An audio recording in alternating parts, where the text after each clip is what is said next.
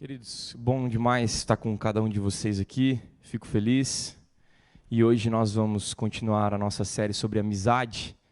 Semana passada o nosso reverendo trouxe a amizade e seus aspectos centrais. Só um adendo aqui, o Carlos César passou mal ontem, não sei quantos de vocês souberam, mas ele teve um cansaço e aí ele foi no médico e tal, e aí foi apenas desidratação. Mas ele está bem. Então, teve algumas pessoas que ficaram sabendo, ele foi para o hospital, Não, mas ele está bem, graças a Deus. Já está pregando lá em Jambeiro, acho que hoje. Está bem, então é assim mesmo. Ele está novo, né, gente? Não está novo? Está novo. Vou no hospital numa noite, no outro dia já está pregando lá em Jambeiro. Mas que Deus continue abençoando o nosso pastor. Semana passada ele trouxe alguns aspectos centrais da amizade, né? Transparência, constância, limites, afetividade, flexibilidade, lealdade. E hoje a gente vai trabalhar como manter isso numa amizade. Então, nós estamos falando sobre uma série de amizade. Lembre-se que nós estamos numa classe, então, se você quiser levantar a mão, falar, pode comentar, não tem problema, tá bom? Então, a gente vai passar sobre alguns textos em relação à amizade e seus cuidados. E no primeiro que eu quero ler com vocês, está lá em Colossenses 3, 21. Então, eu peço que você já abra a sua Bíblia. Colossenses 3, versículo 21. E nós vamos passar por alguns passos. Se der tempo, teremos 7 passos. Mas como eu sei que vocês gostam de falar bastante, esse cantinho aqui, que eu sei que eu conheço, aqui é o pessoal aqui, ó, desse canto aqui, gosta de falar bastante, e eu quero que vocês falem também, e aí a gente vai passar por esses 7 passos. Se não passar por 7, tá bom, não tem problema, a gente trabalha os primeiros aqui, tá certo? Então nós vamos começar com Colossenses 3, 21, que diz ainda na realidade da família, né? É um texto sobre família, mas é interessante que dá para a gente trazer na perspectiva de amizade e seus cuidados. O texto diz assim, você conhece muito bem: pais, não irriteis os vossos filhos, para que não fiquem desanimados. A gente traz esse primeiro texto, e nesse primeiro passo de um cuidado, é que você entenda que existe um cuidado necessário para a sua amizade, para com qualquer pessoa que você tem amizade, que é a questão da cobrança excessiva. Cobrança excessiva. Esse texto, a perspectiva dele é para a família, mas nós também podemos trazer esse princípio para as nossas amizades.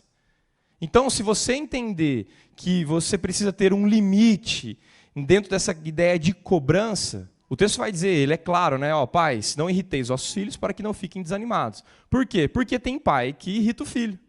Mas não tem amizade que irrita também? É ou não é? Então, essa é a primeira ideia. Esse é o primeiro cuidado que você tem que ter para aplicar aquilo que o pastor falou semana passada. Ele trouxe flexibilidade, transparência, constância, limites, afetividade, lealdade. Para que você mantenha essa lista de amizade com os seus amigos aí, que você mantenha de forma sadia, você precisa caminhar nesses cuidados.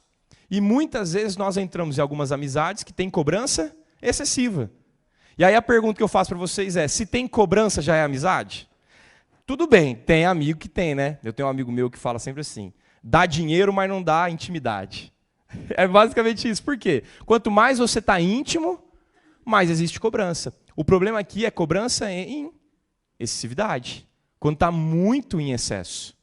E esse é um ponto. E aí a gente precisa perguntar para as nossas amizades, precisa perguntar principalmente para o nosso coração, será que eu não sou aquele amigo que cobra de forma excessiva? Cobra está sempre feliz. Ah, você precisa estar sempre feliz. Cobra está sempre presente. Não é todo amigo que está presente. Geralmente eu vejo essa frase em Facebook, Instagram, que a amizade boa é aquela que passa anos e anos e quando você vai encontrar é a mesma coisa. Isso faz sentido. Mas também, por outro lado, a gente precisa entender que precisa cultivar uma amizade. Então, de primeiro passo, a gente precisa entender nessa questão de cobrança excessiva. Talvez você esteja numa amizade que você é o cobrador. Você está cobrando demais. Querido, a amizade tem que ser o quê? Leve. Leveza.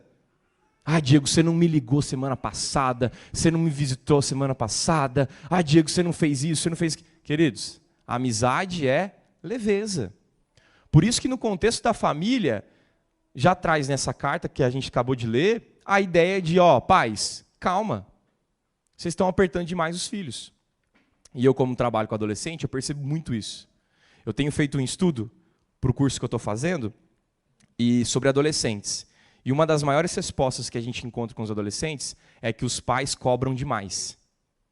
Os pais cobram demais. E geralmente os pais acham que os filhos são gênios.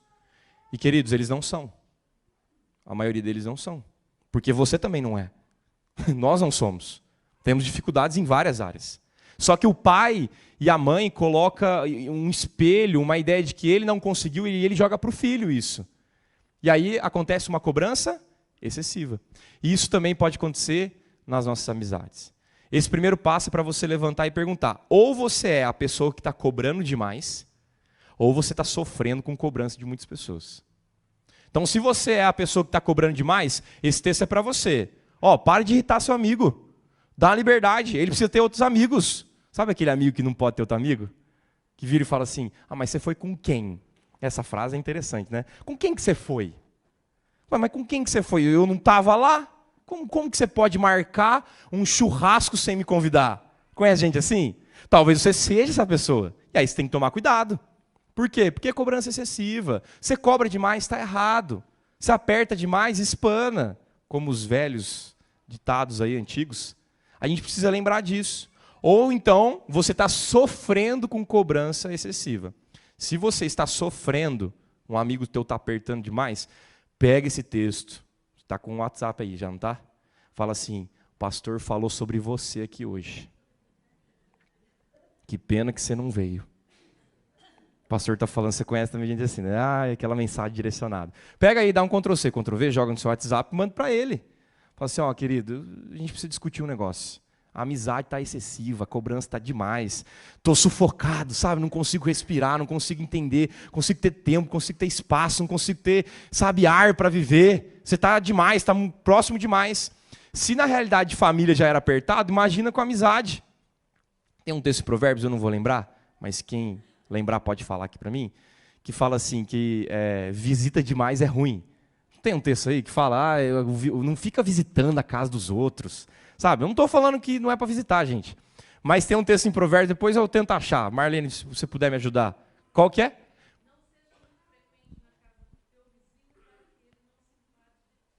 Sueli sabe de cor, hein, queridos? Cuidado, hein?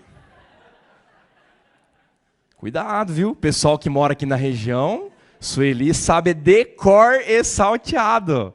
Mas é isso mesmo, para que não tenha enfado, certo? Por quê? Porque às vezes aperta demais, está excessivo demais, a cobrança está demais, está aparecendo segunda, quarta, quinta, sexta, está parecendo um remedinho de meia hora, fica lá entrando, indo. Cuidado para que você não seja essa pessoa, e se você for a pessoa que está sofrendo com isso, ora bastante pelo seu amigo. Lembre-se, ele continua sendo o seu amigo, ele não é teu inimigo. Às vezes ele está sofrendo por alguma coisa. Vai lá e acalma o coração dele. O que está acontecendo? Calma, você está intenso demais. Vai devagar, segura um pouquinho. Porque se na realidade da família era assim, imagina na nossa família cristã aqui com os amigos. Então o primeiro passo para que você tenha cuidado é na questão da cobrança excessiva. Alguém tem alguma coisa para falar na questão da cobrança? Alguém quer confessar que tem cobrança excessiva aqui? Pode levantar a mão, pode falar.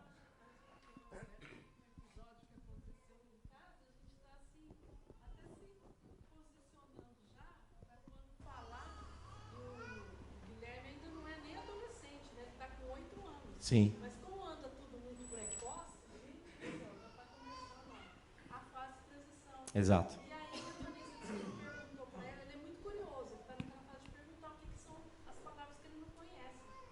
E ele perguntou para a Vanessa o que é funduai. Funduê. Aí a Vanessa virou o rosto para não Eu já não sei também, ele vai ter que ensinar a gente.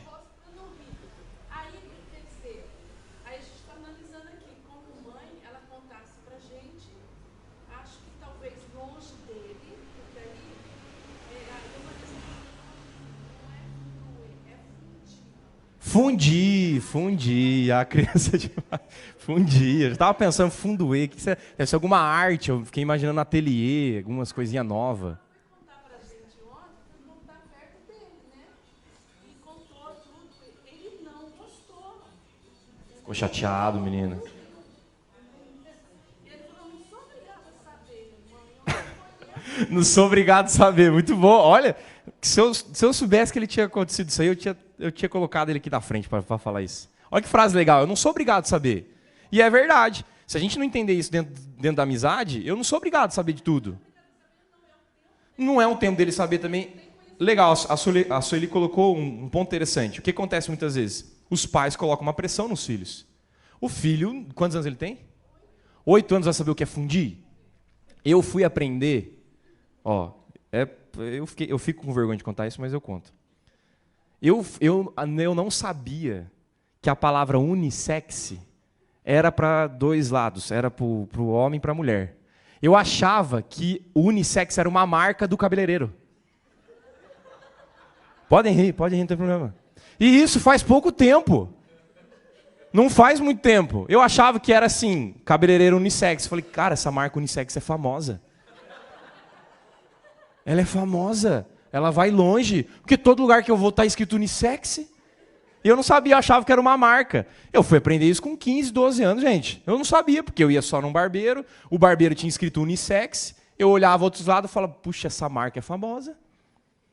Vocês têm que pensar que as pessoas são devagarzinho que nem a gente. As pessoas não entendem todas as coisas.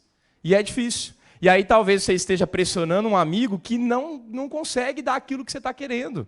Ou até você entra numa questão de idolatria e coloca o amigo num patamar muito alto e você espera muito dele, aí você descobre, sabe o quê? Que ele é pecador que nem você.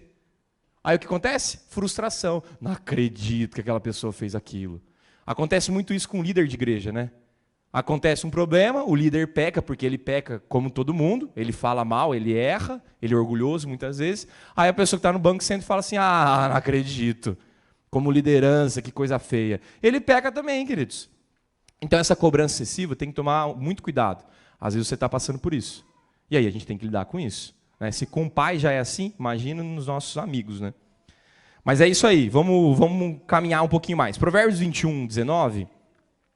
O segundo passo em relação a um cuidado, e aí eu acho que aqui vai dar pano para manga, porque tem gente difícil de lidar em todos os lugares e na igreja também, principalmente na igreja.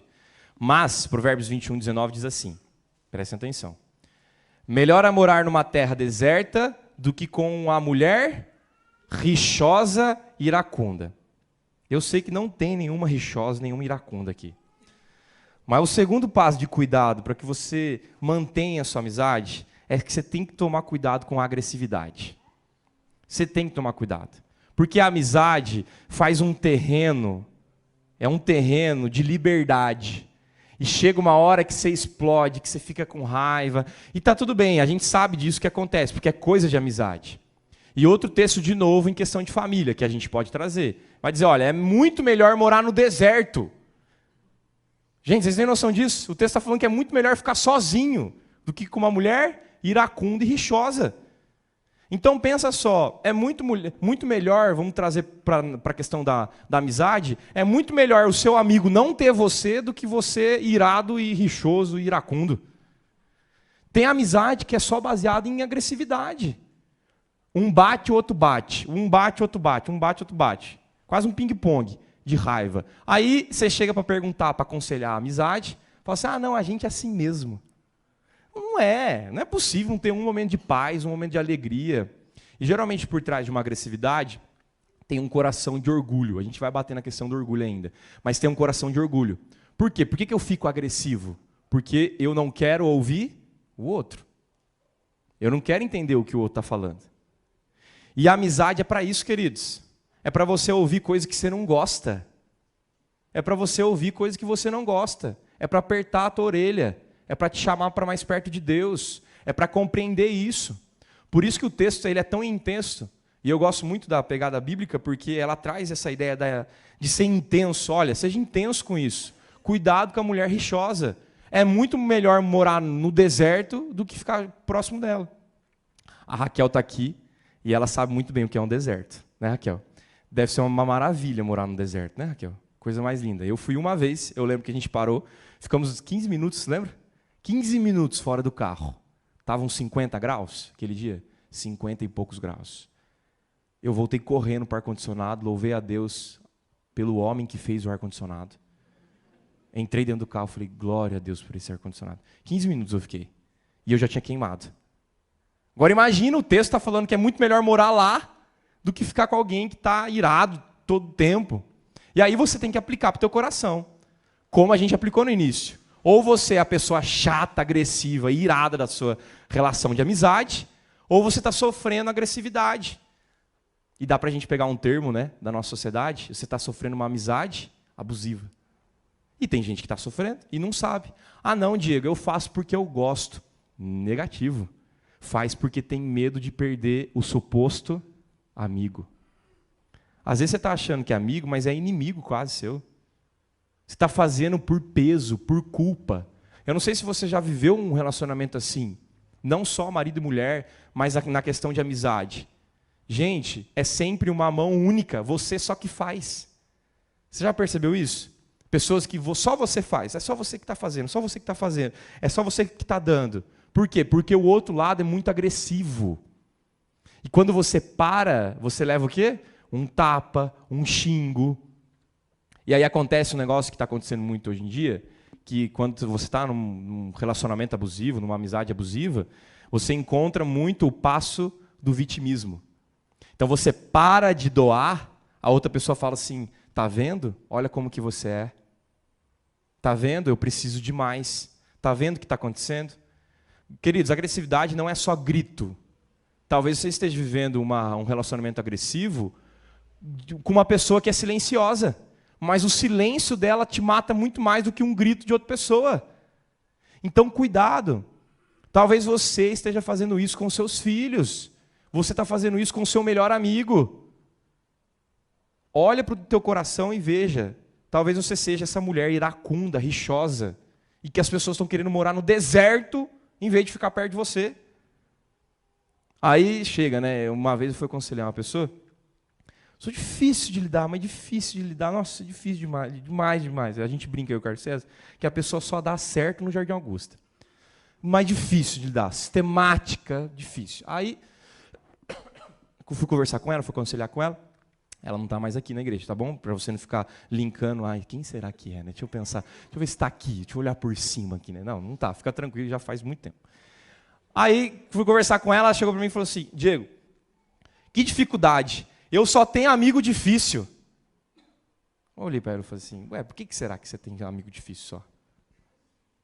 Porque você é a mulher rixosa do deserto, tá difícil, você está puxando pessoas difíceis. Cara, foi uma chavinha para aquela pessoa entendeu e começou a abençoar aquele clã difícil que ela tem. Porque esse é o ponto. Não tem problema se ser difícil. Eu sou difícil, as pessoas são difíceis mesmo de lidar. A gente é meio complicado de lidar, orgulhoso, e fica levantando as coisas. É difícil mesmo lidar com gente. É complicado. É muito difícil. O ponto é você entender que você é difícil. É você entender que você é essa mulher iracunda e rixosa. Ou esse homem chato, rabugento, que você pega aí os homens chatos. Homem muito chato.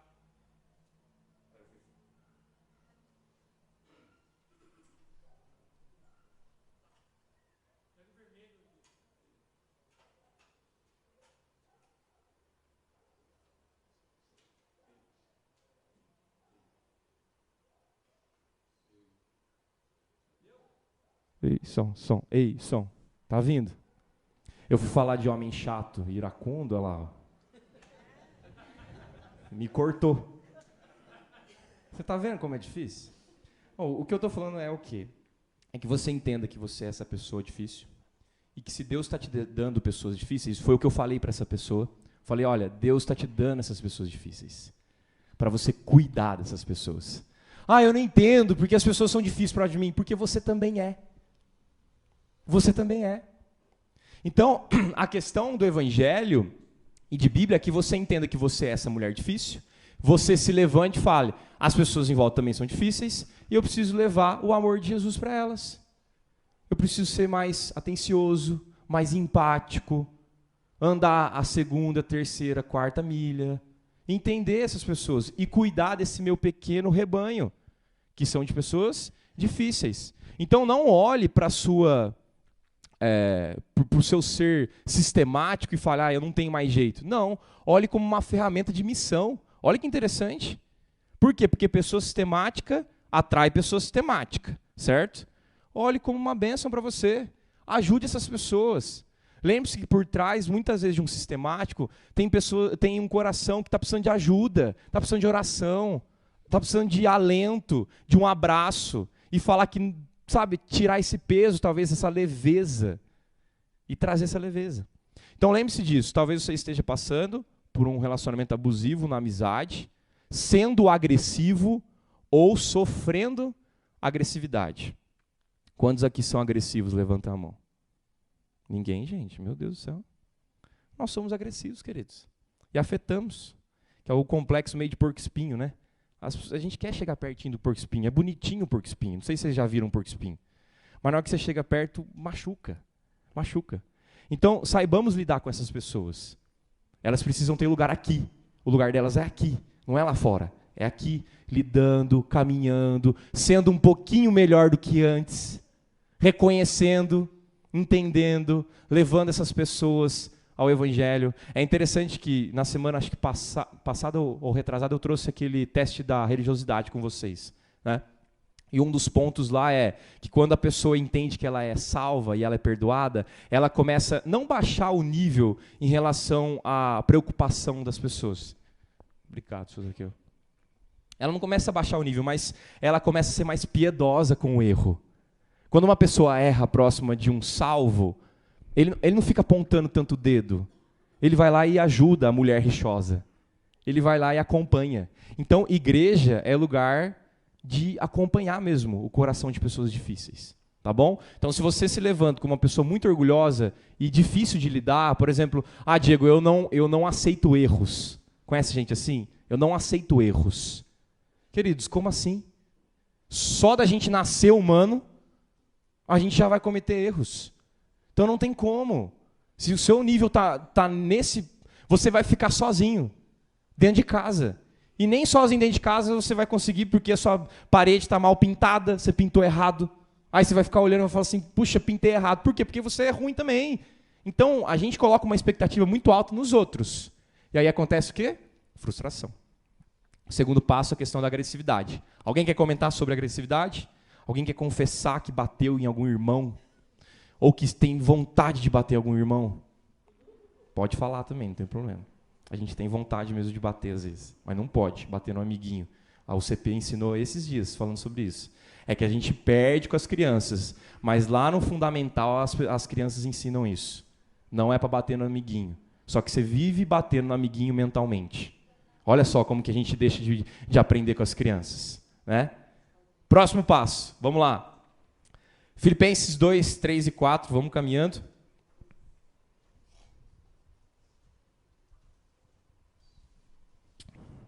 Talvez você já esteja agressivo, porque você está pensando assim, Diego já falou 30 minutos e ele está no terceiro passo, não é possível. Ele falou que tem 7.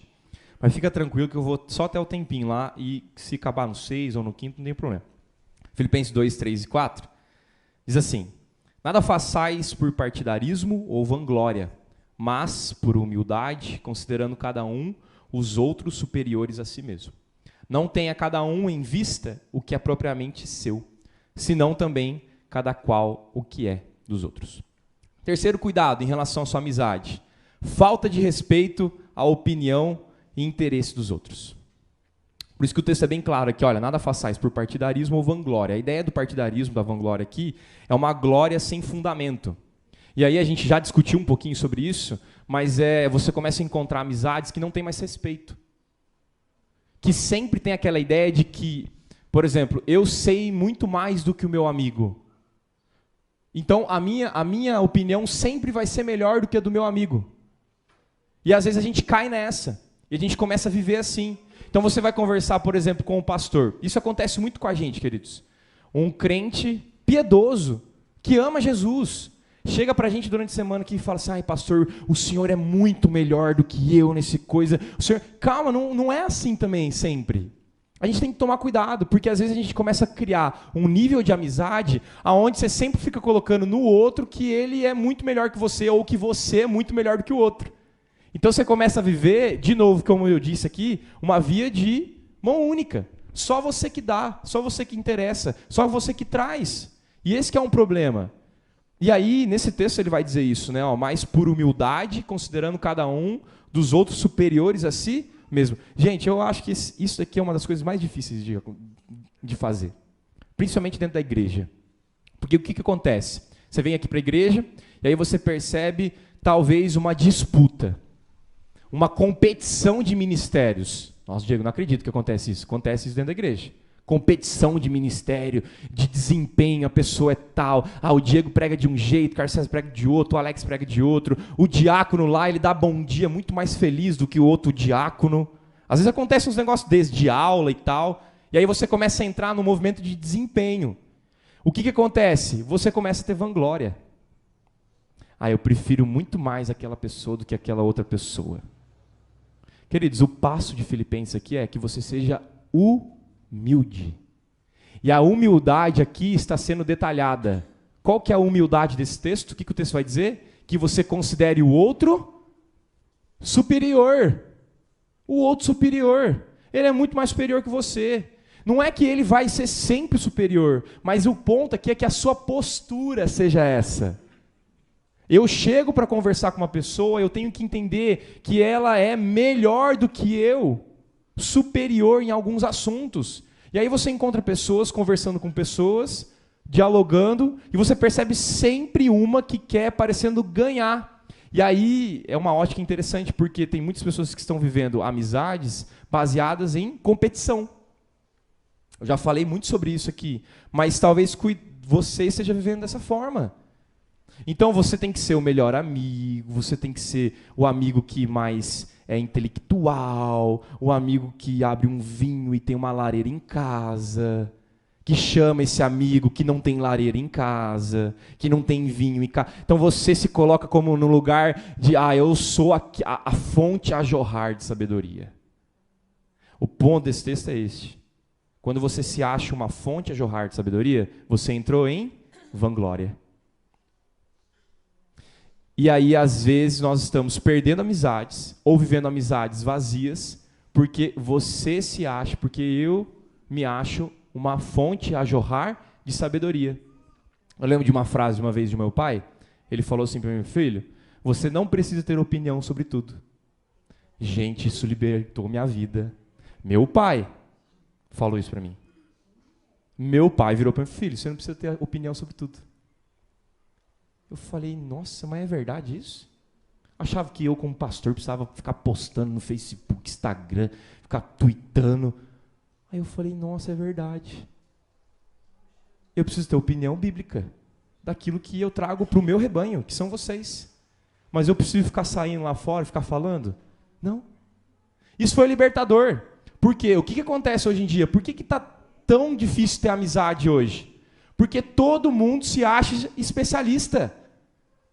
Aí a gente vai começar a falar sobre política ou questões econômicas e tal, levanta aquele cara que é muito bom no auge dos seus 15 anos e começa a postar sobre questões políticas e econômicas. E ele fala que ele tem um poder sobre isso, e ele sabe muito bem sobre isso. E aí talvez você faça uma crítica: essa geração é ruim mesmo, essa geração é fruto de vocês. Vocês que ensinaram essa geração. Então, tudo bem, é uma crítica para a nossa geração de 15, 30, 20 anos. Mas dá para a gente levantar ainda e corrigir. E falar como essas frases, como meu pai me disse uma vez: você não precisa ter opinião sobre tudo. Tem amizade que está caindo, por quê? Porque você sempre tem que ter uma opinião. E tem amizade que está caindo também que não consegue lidar com opinião divergente também, né?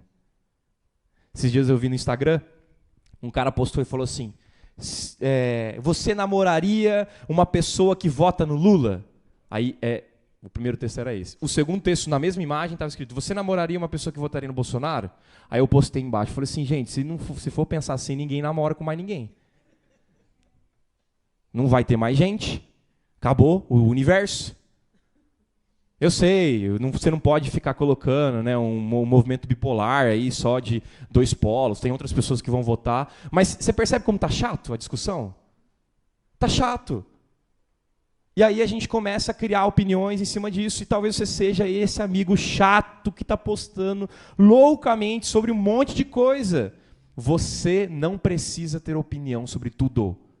Você precisa ter essa opinião, que você é salvo, redimido por Jesus Cristo. E isso afeta as pessoas. Muito mais do que a sua opinião política, econômica ou social da vida. Eu tenho conversado com vários meninos, né, adolescentes e tal, e aí eles ficam perguntando, você vai votar em quem, você vai votar em quem? E eu não fico falando nisso porque o que eu penso é, eu sou levantado como pastor, eu tenho um chamado como pastor, eu vou me rebaixar a questões políticas, sendo que o meu rei é todo poderoso e governa qualquer tipo de política.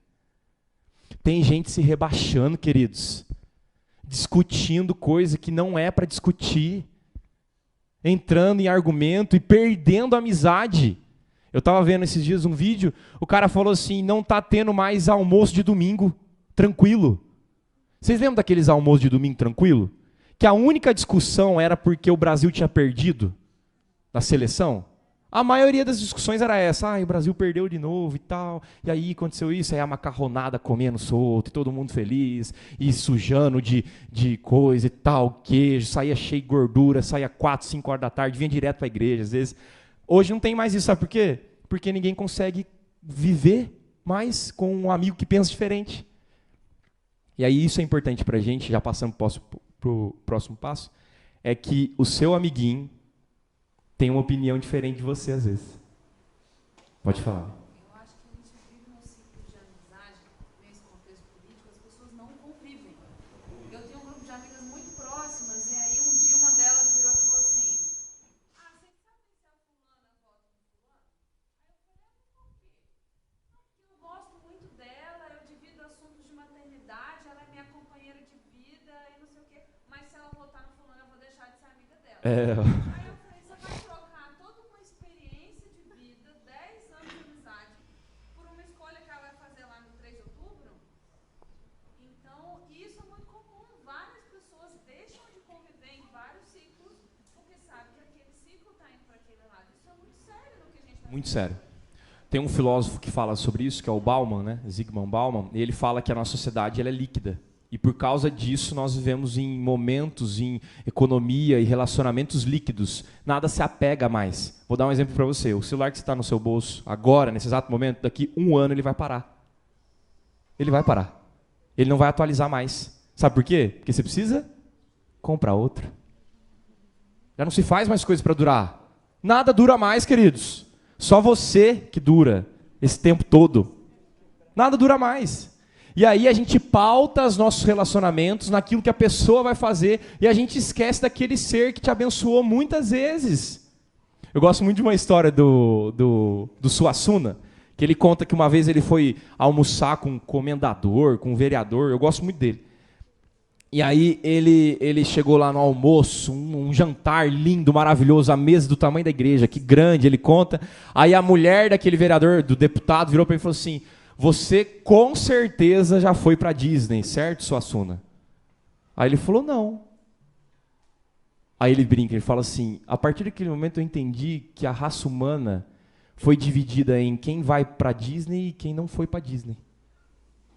Olha só, a partir daquele momento ele conta que aquela mulher não compreendeu mais a vida daquele homem. Não é possível que você não tenha ido para Disney ainda. Não, então você não está vivendo, você não viveu ainda. Conhece gente que fala assim, você não foi para Disney, você não viveu a vida. Claro que viveu. Chato também, amigo chato, se fala isso com você. Já fala para ele que ele é chato e manda aquele primeiro texto que eu mandei aqui. Sabe, a gente começa a dividir a amizade com pessoas baseadas no que aquela pessoa faz ou deixa de fazer. Se a tua amizade está baseada nisso que a Lívia acabou de comentar e nessa história do Suassuna, você não tem amigo. Você não tem amigo. Você tem um palanque de amizade, onde você sobe em cima dele e você coloca a sua opinião, você prega a sua opinião, você sai de cima desse palanque e dá tchau para o seu amigo que está todo destruído muitas vezes. Muitas vezes. E é sério a gente falar sobre isso esse ano, queridos. A gente está chegando num momento difícil. Por favor, vamos fazer um desafio aqui. Não perde amigo por causa de política, não. Por favor, não perde, não. Como pastor do seu coração, não perde não. Faz isso não. Deus não gosta. Estou fazendo que nem com as crianças aqui. Deus não gosta. Faz isso não. Você não foi chamado para isso não. Você foi chamado por um rei todo poderoso para mostrar a glória dele, não a glória desses homens aqui. Por favor, não perde. Combinado? Não vamos perder, não? Vamos levantar a cabeça, respira fundo. Conheço um amigo meu que respira fundo, né, na hora de discutir esses assuntos. Respira, calma e não posta no Twitter. Não posta no Facebook ou no Instagram. Cuidado, tá bom? Agressividade, a gente tem que tomar cuidado com isso. Vamos continuar. Falta de respeito, opinião, interesse dos outros, né? A gente já trabalhou aqui. Vou caminhar rapidinho, porque senão não vai ter almoço, vocês vão ficar agressivos comigo. Tá? Vamos lá para 1 Pedro 5,5. Aí eu vou falar só sobre o orgulho e depois eu passo rapidinho dos 3 finais. Eu prometo para vocês. 1 Pedro 5,5 diz assim, né? Na questão do orgulho. Rapidamente, a gente já tratou a questão do orgulho aqui, por isso que eu vou passar bem rapidinho aqui esses últimos. Rogo igualmente aos jovens, sede submissos aos que são mais velhos, outros sim, no trato de uns com os outros, cingivos todos de humildade.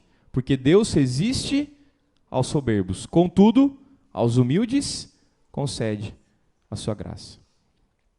Interessante, né? Ele vai trazer essa ideia da humildade, e eu acho legal casar a humildade com a palavra submisso.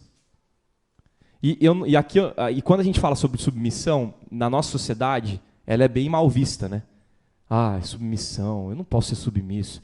Mas o exemplo bíblico de submissão, ele é perfeito. Porque Jesus foi submisso ao Pai.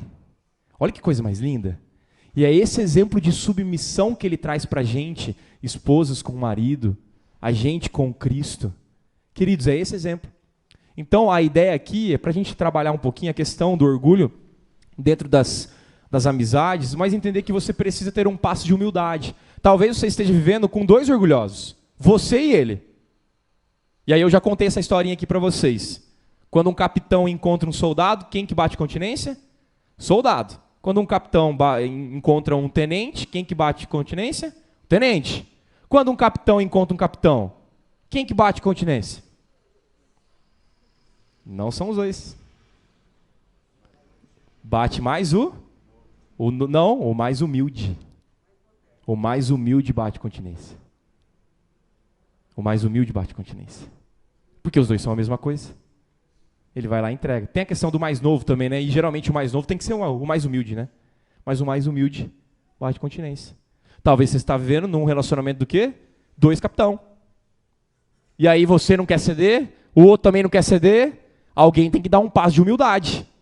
E o texto para a gente aqui é, sejam humildes, sejam submissos aos mais velhos. E aí esse texto fala muito ao meu coração, né? Porque eu sou mais novo, muito mais novo do que vocês aqui, né? Sou bem mais novo, mas bem mais novo do que vocês. Estou brincando. Mas eu preciso ouvir mais vocês. Eu lembro que no seminário, quando a gente estava terminando o seminário, eu prometo para vocês que eu estou caminhando para o final, mas eu lembro que vários professores falavam assim, tenham o privilégio e busquem por essa oportunidade, entrar numa igreja com um pastor de 30 anos a mais de ministério. E eu agarrei aquele negócio, falei, Deus, por favor, em nome de Jesus, manda alguém, não precisa ser bonito e não precisa ter cabelo. Por favor, manda Jeová. Manda alguma pessoa que tenha experiência, porque eu tenho certeza que se eu entrar eu vou fechar a igreja na outra semana. Por favor, Jesus. E Deus abençoou e abriu a porta do Jardim Augusto. Onde eu aprendo demais com um conselho que é muito mais velho do que eu, né, Rodrigo? Muito mais, né, Marquinhos? Mas muito mais velho do que eu. Aprendo demais com eles. Que às vezes fala uma frasinha só na reunião do conselho. Aí eu olho lá e falo, não é possível, o Marcelo quietinho daquele jeito, tanta sabedoria assim, cara. Por isso, então você, como mais novo muitas vezes, olhe para os mais velhos, tenha essa humildade, essa submissão e falar, a gente não sabe de tudo. E eu vou falar para você, é libertador ter uma amizade de humildade. É libertador, é gostoso de ter. É gostoso. É gostoso ver a amizade que vira um pro outro e fala assim, cara, eu errei. Falei contigo. Pô, foi mal. Vacilei contigo. Eu tenho certeza que você está chateado com isso. Me desculpa, perdão por aquilo que eu fiz. Humildade, queridos, é isso que o texto vai dizer. E aí eu quero só encerrar rapidinho com os 3 últimos. Pode falar, Arlete. Você falou isso dos jovens ouvirem os mais velhos, tive uma experiência lá no trabalho, os mais velhos também têm que ter a contrapartida. É verdade. A maioria das pessoas que pensam que elas tiveram muito conhecimento na vida, que elas conheceram muitas coisas, tiveram várias experiências, ela não quer ouvir o mais novo. Que esse menino de 28 anos tem para me contribuir? Exatamente. Tem muita coisa. Exatamente. Então a gente tem que também, os mais velhos, tem que ter essa contrapartida. Os jovens têm muito a contribuir com os mais velhos. Porque existem mais velhos que são assim de um orgulho terrível. Eu tive 40 anos de ministério e tem que aprender Exato. com o Diego. Não tem que aprender nada com o Diego, tem muito que aprender com o Diego. Então tem que ter essa linha. A gente não pode só pensar que só os jovens aprendem com os mais velhos. Eu paguei um cafezinho pra Arlete falar isso antes, tá bom? Porque eu não podia falar que os mais velhos têm que aprender com os mais novos também, né? Aí, obrigado, Arlete. Diego, a Arlete tocou num ponto que eu ia falar. Eu cheguei aqui hoje, estava um moçadinho aqui, né? E eu peguei e falei assim, bom, mas vamos sentar aqui pra gente pegar um pouco de juventude. Mas aí depois com eles quatro aqui, um papo tão gostoso, uma menina que eu nunca tinha conversado. Que legal. E a gente pode falar de pouco tempo, um monte de coisa, né? Que é a experiência de vocês e nossa. E eles externando pra mim, pra gente, como que foi ontem aqui, como que foi gostoso, entendeu? A ideia da amizade é isso, né? A questão, eu tinha colocado como final, meio questão de conclusão, que a ideia da amizade tem muito a ver com a palavra troca. Troca. E troca de tristeza. Troca de problemas também. De dificuldade. E essa é a beleza, isso que é muito bonito. Porque se você começa a colocar só questão de experiência e idade, a maioria daqui não vai me ouvir. Porque eu sou muito mais novo, né? Não vai me ouvir. Né? Não tem como. Se você colocar só isso, não vai ouvir. Mas a ideia da amizade é isso. É você conquistar um ambiente, um relacionamento, onde a Arlete que está sentada lá está me ouvindo. A Arlete, você me pegou no colo, Arlete? Só para evidenciar a sua idade aqui. Pegou no colo. Mas a maioria daqui, muitos aqui me pegaram no colo e me viram pequenininho. Né? A Diva está ali do lado. Ali. Nossa, eu sou muito amigo dos filhos. Né? Então, assim, é isso. Então, porque se eu fico colocando barreiras de idade, querido, você nunca vai aprender. Nunca vai aprender. Eu lembro da minha avó, no finalzinho da vida dela, na última semaninha lá, eu estava com ela, e aí eu cheguei com um iPad. Ela olhou aquele iPad, ela tinha 96 anos, ela falou, filho, o que é esse quadro? Aí eu falei assim, é um quadro que ilumina, assim, faz assim. Aí eu tava com um joguinho, porque lá na roça não pegava nada, tava brincando com o Luigi. Era um joguinho, os pais vão saber, um joguinho que sobe o piano e que você tem que ficar teclando o piano, certo? É um joguinho bem viciante, não baixem. Aí ele fica subindo. Minha avó do meu lado falou, deixa eu jogar um pouquinho. Não acredito que a velhinha com 96 anos aqui, ó, subindo uma musiquinha. Ela falou, põe uma musiquinha da minha época. Aí eu coloquei Beethoven, 1813. Aí, aí coloquei, ela ficou muito feliz com a musiquinha subindo. E aí ela brincou. O que é isso? É uma ideia de abertura. É de troca. E igreja tem muito a ver com isso. Troca. Por isso a gente até, conversando com o Carlos, eu falei, Carlos, é legal a gente abrir a escola dominical para o povo falar.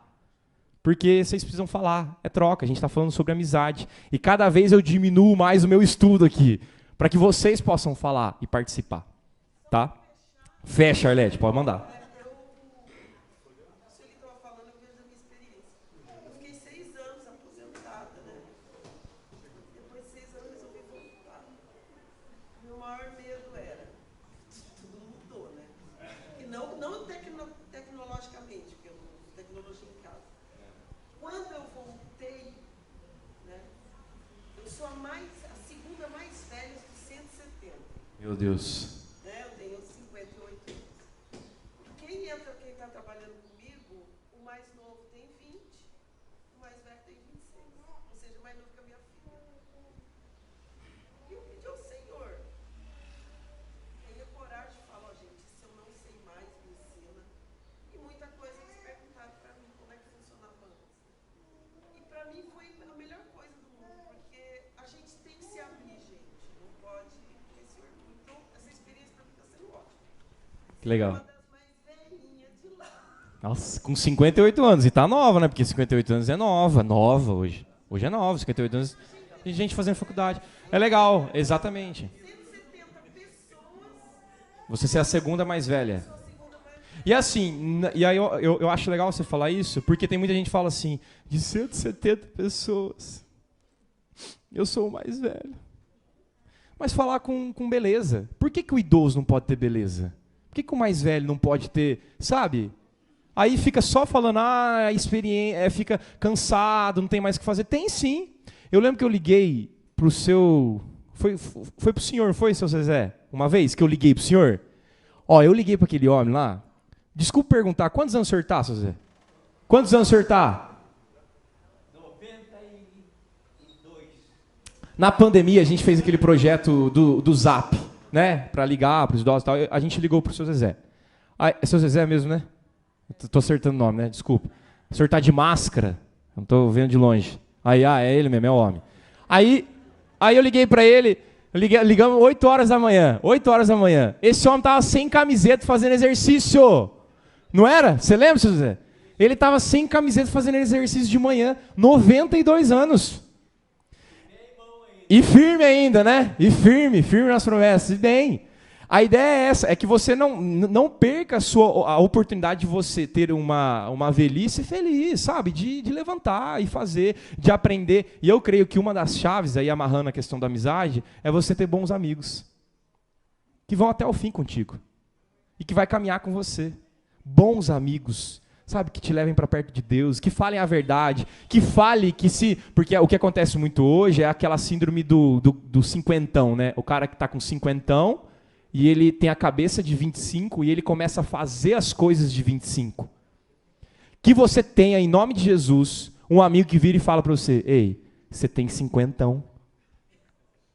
Não é te colocar no lugar, mas é te trazer uma maturidade. Falar, não é que você não vai fazer as coisas de 26, você pode fazer caiaque, você pode andar de bicicleta, não estou cortando nada disso. Mas sabe aquele cara que se levanta como 50 anos e fica, todo meninão, aí chega aqui no up e tal, todo meninão, aí vai jogar, quebra a coluna ali quase. Sabe, então é você entender que cada fase tem sua fase e dá para ser belo em cada fase. Dá para entender. Eu estou entrando numa fase, talvez vocês vão dar risada para a gente encerrar, eu comecei a perceber que eu não posso mais jogar futebol. E para quem joga futebol aqui, sabe como é difícil chegar a esse momento. Eu não sei quantos chegaram aqui. Rodrigo chegou nessa fase já também, né? Não chegou. Olha só, Rodrigo é muito mais velho do que eu e não chegou nessa fase.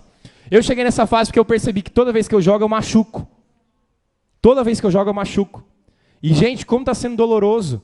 Pequena coisa, talvez você vire para mim e fale assim, isso é pequeno. Marcelo vai me entender muito bem. Marcelo vai me entender porque o Marcelo joga direto. Gente, como está sendo doloroso para mim, é pequenininho. Mas é talvez entender suas fases. Não dá mais para fazer isso.